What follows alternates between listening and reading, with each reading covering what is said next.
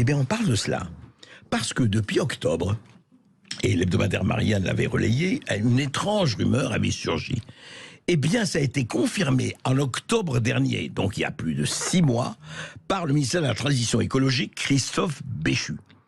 Qu'est-ce qu'il a dit à l'Assemblée? Il a dit oui, il y a eu des rencontres au sommet de l'État pour discuter de la possibilité d'échanger de l'eau douce française contre des hydrocarbures étrangers. C'est-à-dire l'eau française contre du pétrole made in un peu partout, voilà, made in Emirates, made in Saudi Arabia et autres, voilà.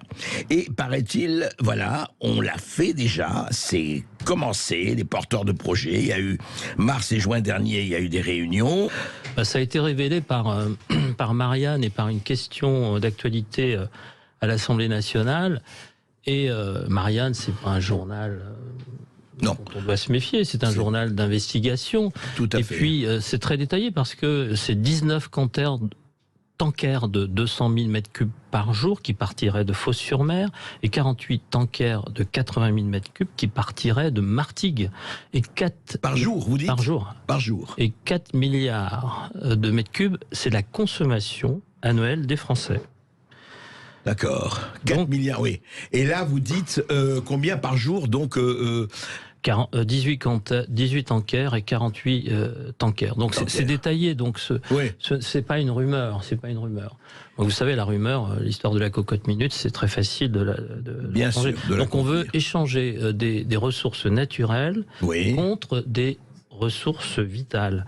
Mettez-vous près du micro. Voilà. Pour un problème peut-être d'environnement, puisque cette eau qui vient de la Durance et du Verdon, qui est jetée dans le lac salé de Fos-sur-Mer, perturbe le biotope, mais de l'eau qui part de notre pays, qui ne peut pas s'évaporer sur notre territoire, ne se transforme pas en nuages. Et souvenez-vous de Christophe Béchu, la semaine dernière, au Sénat, qui parlait justement de la future sécheresse. Nous sommes en manque d'eau. Et allons expliquer à toutes ces communes rurales qui sont livrées par des citernes qu'on va envoyer des tankers en Arabie Saoudite, en Moyen-Orient, consommer des ressources vitales. On marche sur la tête. On marche sur la tête. Ça me plaît aussi, autre dicton. On n'a pas de pétrole, mais on a des idées. Mais non, on n'a pas de pétrole, mais on a de l'eau. Ouais. C'est ça. Souvenez-vous de l'Irak, pétrole contre nourriture, qui était quelque chose d'humanitaire. Mais là, 4 milliards de mètres cubes, et cette ressource qui est visée ne peut fournir que 800 millions de mètres cubes. Donc, on va aller la chercher où?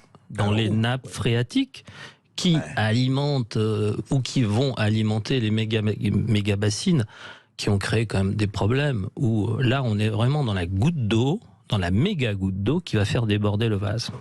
Mais dites-moi, c'est parti, d'après vos connaissances, est-ce que ça a commencé ou c'est encore à l'état de projet, cette mesure? Je ne suis pas dans le secret des dieux, mais quelque chose qui est détaillé, je viens de vous donner le nombre de tankers. Quelque chose qui est détaillé veut dire que tout a été étudié et il y a eu certainement déjà des envois. Donc c'est important de dire la vérité. Ce qu'on dit aujourd'hui, c'est important et de vérifier. J'aimerais qu'on puisse... qu'on sache un peu la vérité. Qu'on sache qu'il y a une enquête, parce que c'est la ressource vitale des Français. Nous sommes dans un pays où nous allons manquer d'eau.